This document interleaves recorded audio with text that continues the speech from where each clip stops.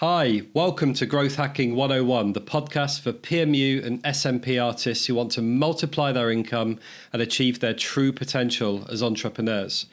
In this video, we will cover how to understand where your customers are coming from and what made them buy from you. I'm Damien Porter at Team Micro. Without further ado, let's dive in.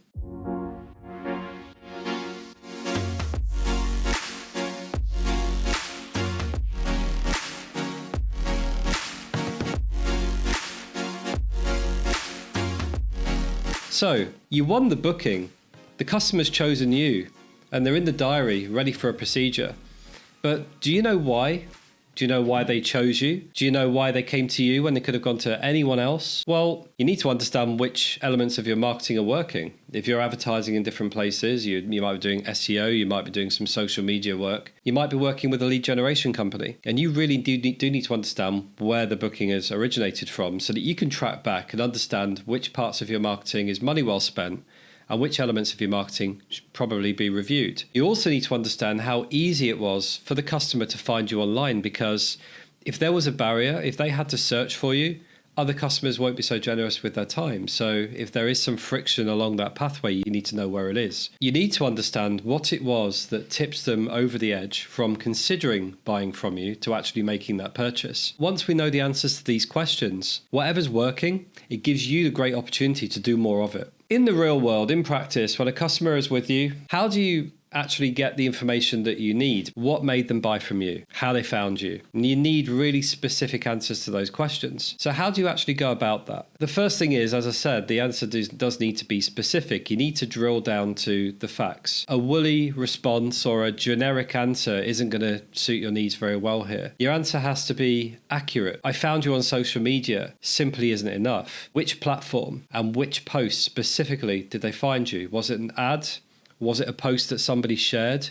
Was it a post that you put out there? The answer has to be something that you can later action. You need to be able to repeat the thing that brought them to you. An answer like, oh, a friend recommended me.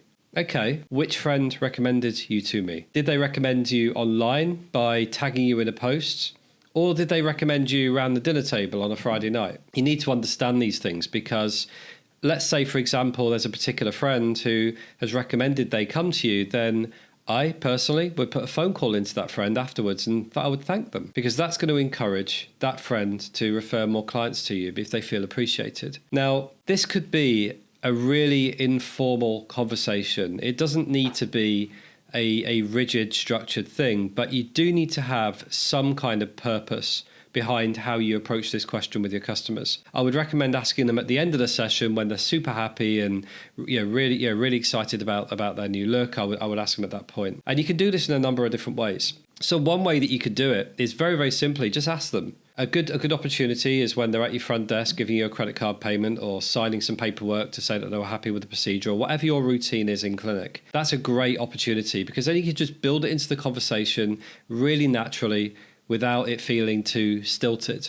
And you're likely to get a very good answer that way. You'll find that people are very open and very willing to share when they're happy and feeling excited. Go in with a planned set of questions. So even if it's done extremely informally, I would know upfront what questions it is you're going to ask. And I would ask every single customer the same question so that you can get quantifiable data that can be put together. So rather than just knowing where one customer has found you, you can start to build a trend. And to do that, every customer needs to give you the same responses to the same questions. You could have a QR code on a display in your clinic. You could incentivize them to scan the QR code, which could take them through to a questionnaire. Keep it short, 2 questions, maybe 3.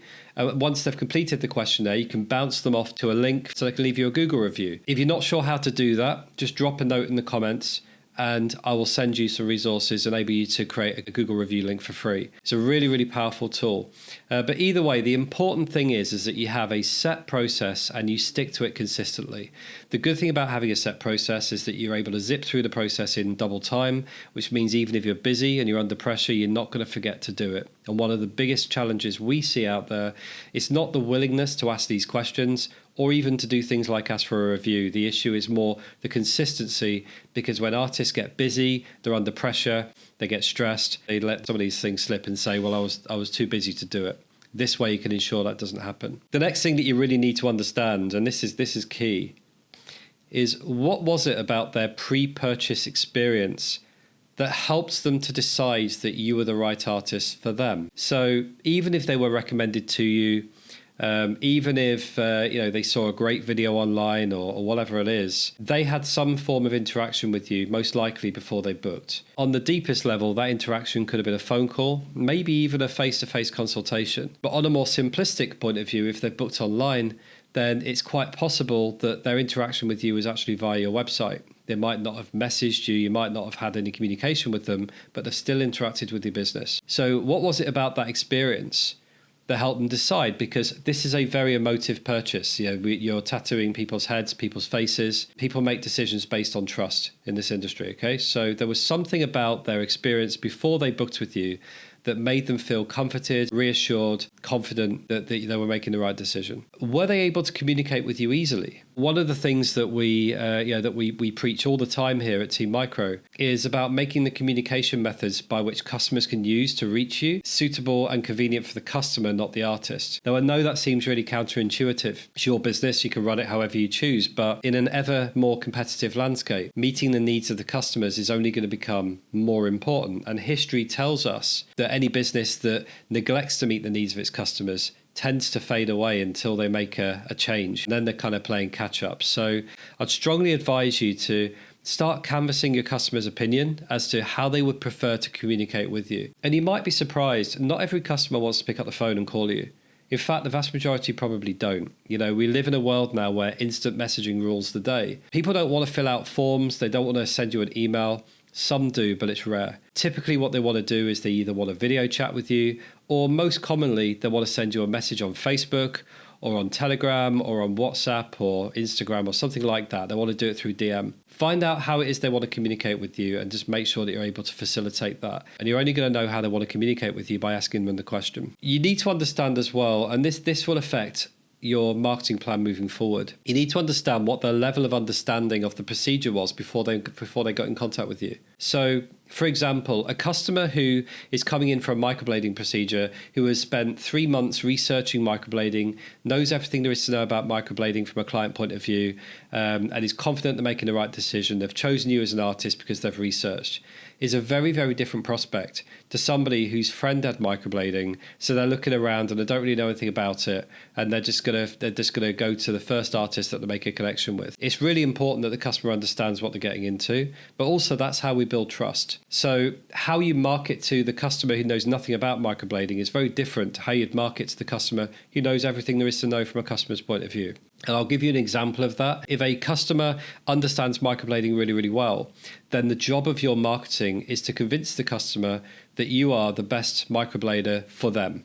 Okay, so you are the most experienced, or you offer the best value or the best client experience or the best service or whatever it may be in your local city. Okay, that's your task. Or it's simply a task to come up first, to be the one that's most visible online. If the customer has a limited education around microblading, then actually you gain their trust in a different way, and that is through education, by helping them understand what microblading is, how it works, what they can expect on the day, and what their aftercare requirements are going to be, and giving them information that's comprehensive enough to answer all of their questions and reassure them, but at the same time not overwhelming them with too much information, because websites and social medias with too much raw info simply don't convert very well. So it's about getting the balance right. You also need to know which factors were most important to that customer. What was it that, and it's a similar question to kind of what the tipping point was, but what were the elements that made up their decision? What was the most important thing to them? For example,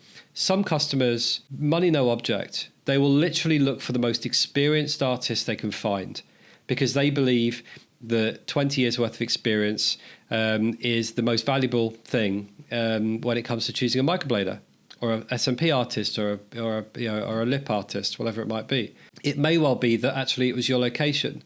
It may be that they have children, work long hours, and actually getting free time really isn't that easy. So being able to come somewhere relatively local, and that could be local to where they live or to where they work. It might be that you're next door to where they work. That could have been the big factor. Now, that would affect any decisions that you make in the future around potentially moving to a new office, a new clinic suite. Could have been your availability. It might be that you were the only artist who was prepared to do a 7 p.m. appointment.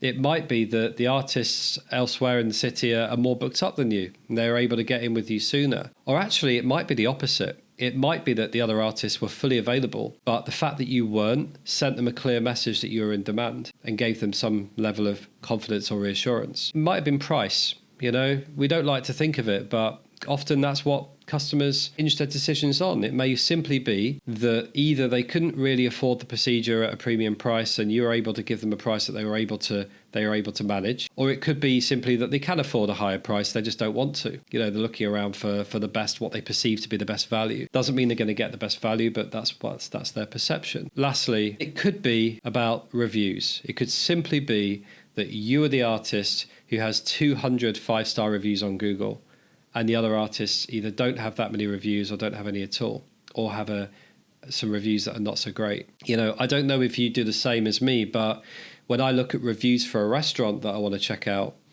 I look at some of the good reviews, but I very, very quickly try and find the bad ones. And it's not because I'm looking for all the negatives. It's that I want to get a real picture of what that place is like.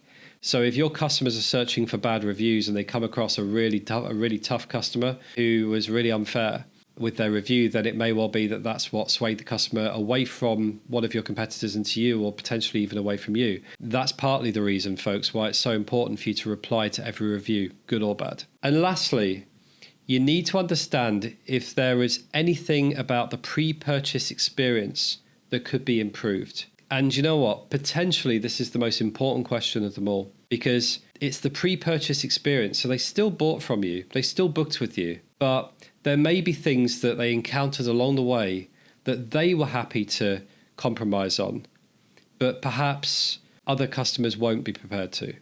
So they may say, for example, I had to call 4 times before somebody picked up the phone. Or it might be that I had to wait 48 hours for somebody to reply to my WhatsApp message or my Facebook message. Or it might be I kind of struggled to get the information that I needed. I was researching and I couldn't find it on your site, so I found it someplace else. Now, that customer is still booked with you, but if they're flagging that as an issue, then there's a good chance that other customers are not going to be so forgiving and will book somewhere else. So that's where we're at. Where your customers came from ultimately is something that you really do need to understand, where they came from and why they booked, right? And it's important because, as I said earlier on in this video, whatever you're getting right, you want to know so you can do more of it. And whatever you're getting wrong, you need to know so you can fix it. And I guess my final point is that you're not looking, and don't be tempted to react to every single comment, good or bad, that a customer gives you. You're looking for trends, okay? You're looking for 3 or 4 customers saying the same thing. And then you really do need to sit up and listen and take note of what they're saying. And that's it for today. I hope you got some value from this. Thank you very much for listening. If you're watching us on YouTube, don't forget to subscribe and hit the bell icon to make sure you get our notifications so you don't miss a single video. If you're listening to us on your favorite podcast channel, then please subscribe to the channel. If you're seeing this on any other platform, feel free to leave us a comment, let us know what you think, and it will help steer future content. Thank you very much, guys. Bye-bye.